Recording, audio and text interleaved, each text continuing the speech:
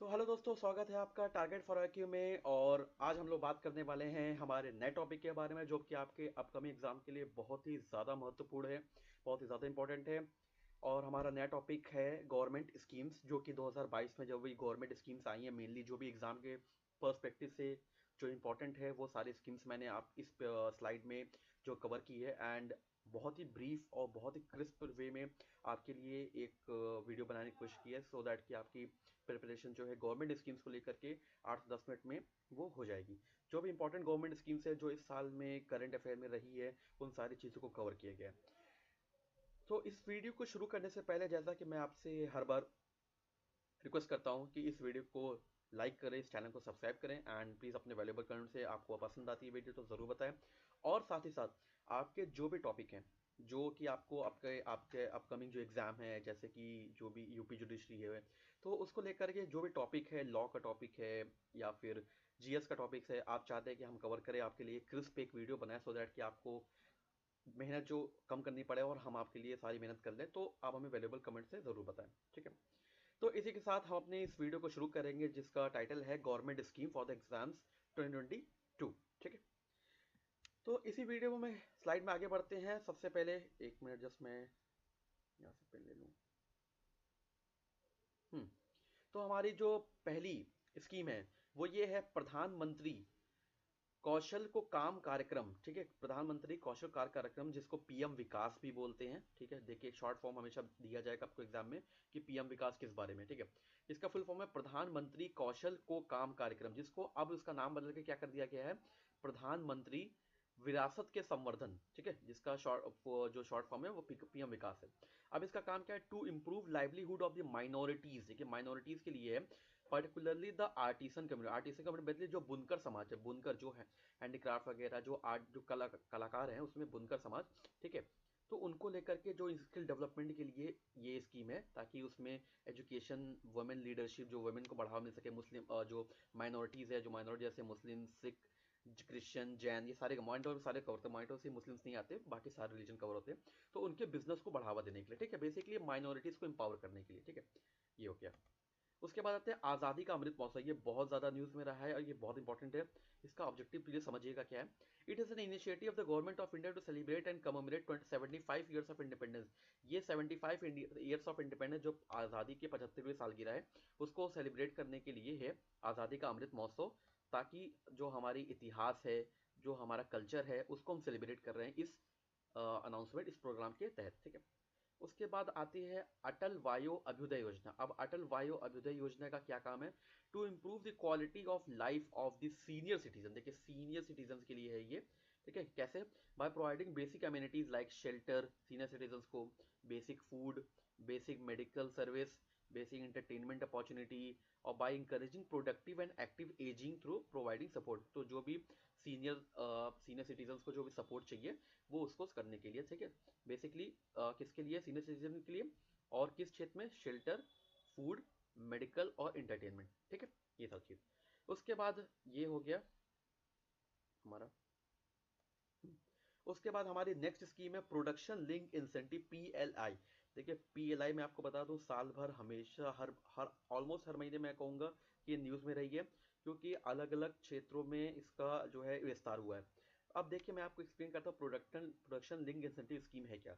Government कह रही है कि डोमेस्टिक, हम जो भी प्रोडक्ट हम बाहर से इंपोर्ट करते हैं, दूसरे देश से मंगाते हैं, वो दूसरे देश से ना मंगाकर हम अपने यहाँ ही बनाएंगे। और जो बाहर की कंपनीज हमारे यहाँ फैक्ट्री सेटअप करेगी इंडिया में, उस और एक पर्टिकुलर लिमिट सेट की गई कि अगर वो उससे ज़्यादा का सेल मतलब प्रोडक्ट मैन्युफैक्चर करती है, सेल करती है, तो उनको इंसेंटिव दिया जाएगा, मतलब कहीं कहीं छूट दी जाएगी, सो दैट कि उनका प्रॉफिट, जैसे टैक्स जो है 10% है, तो उनको जो टैक्स है वो 8% लिया जाएगा, ताकि 2% का प्रॉफिट।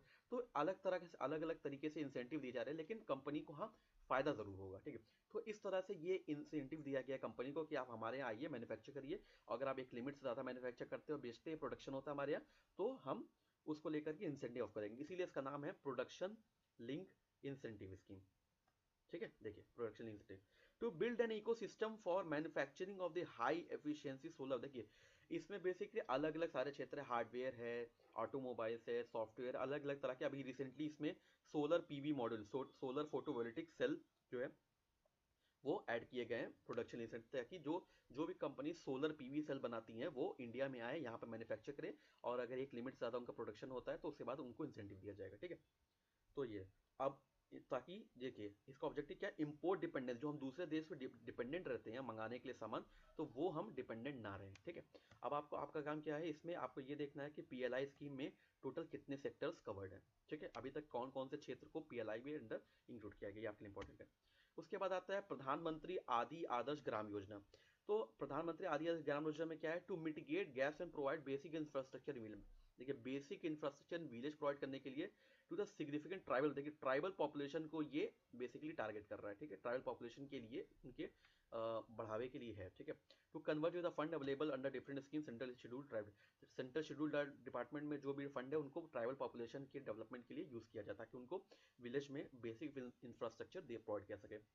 उसके बाद था रेमिशन of duties and taxes on export tax exported product. ये देखिए ये भी इंपॉर्टेंट मैं कहूँगा आपको, बिकॉज इसका स्कीम का मतलब क्या है, देखिए ये स्कीम बेसिकली फोकस्ड है किस पे, कि taxes and duties should not be exported and taxes and levies borne on exported product should be either exempted or remitted to the export। Basically जो भी एक्सपोर्ट करने वाले प्रोडक्ट है जिनको बाहर भेजा जा रहा है, तो उन पे जो टैक्सेस है या फिर ड्यूटीज है वो हटा दी जाएगी। ठीक है, बेसिकली ये पर्पस है। उसके बाद डीजी यात्रा, डीजी यात्रा देखिए अभी रिसेंटली आया नवंबर में। Digi Yatra is conceive to achieve contactless seamless processing of passengers at, basically क्या है कि डीजी यात्रा से मैं आपको एक इजी सोल्यूशन बताता हूँ। डीजी यात्रा का मतलब है कि आप एयरपोर्ट पर अगर जाते हैं तो आपको पहले डॉक्यूमेंट दिखाना पड़ता है, ये मेरा आधार है, ये मेरा टिकट है।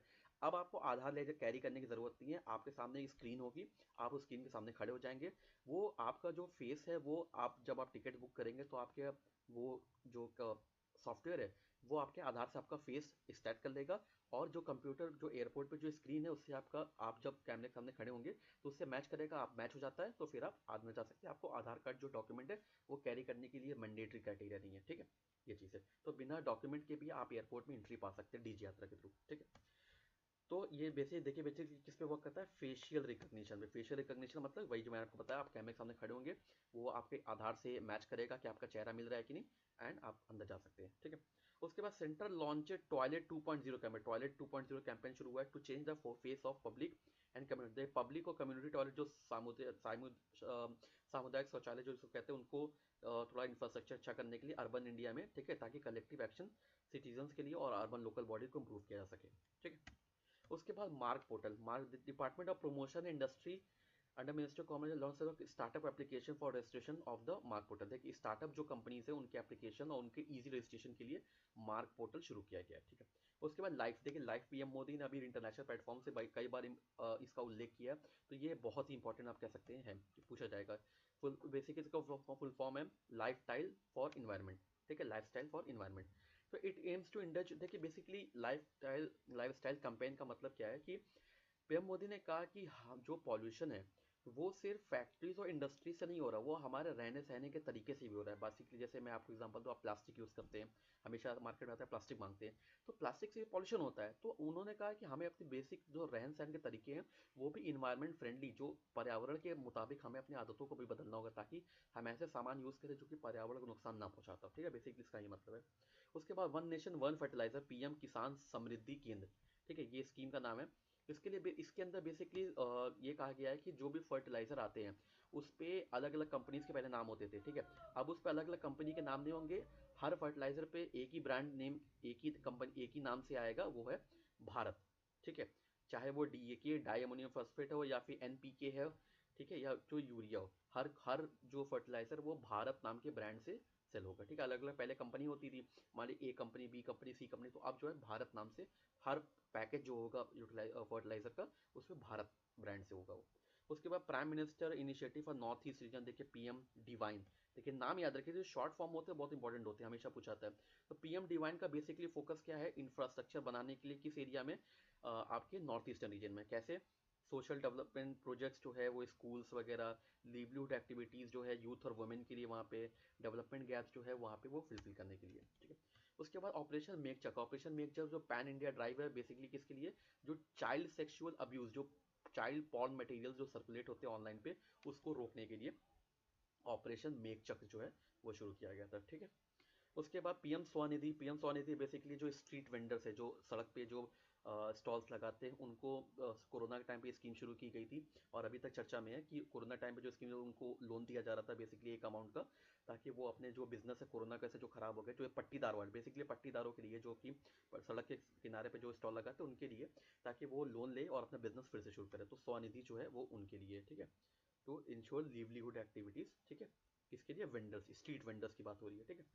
उसके बाद प्रसाद स्कीम। प्रसाद स्कीम देखिए किसके, मिनिस्ट्री ऑफ टूरिज्म के लिए, ताकि जो टूरिज्म को लेकर के जो बढ़ावा या फिर जो धार्मिक स्थल है वहाँ पे इंफ्रास्ट्रक्चर को प्रमोट करने के लिए, ताकि धार्मिक स्थल में जो लोगों की जो टूरिज्म है, लोगों का जो धार्मिक जो जाते हैं वहाँ पे, तो वहाँ पे उनको अच्छे से अच्छी बेहतर सुविधा मिल सके, ठीक है। उसके बाद आपका है national clean air programme. National clean air programme में गवर्नमेंट ने एक टारगेट सेट किया है कि जो PM2.5 जो पॉल्यूटेंट होता है एटमॉस्फेयर में, और PM10, तो उसमें 40% का रिडक्शन करेंगे बाई 2024। पहले ये टारगेट जो है 2026 था, अब ये 2024 होगा, ठीक है, ये चीज़।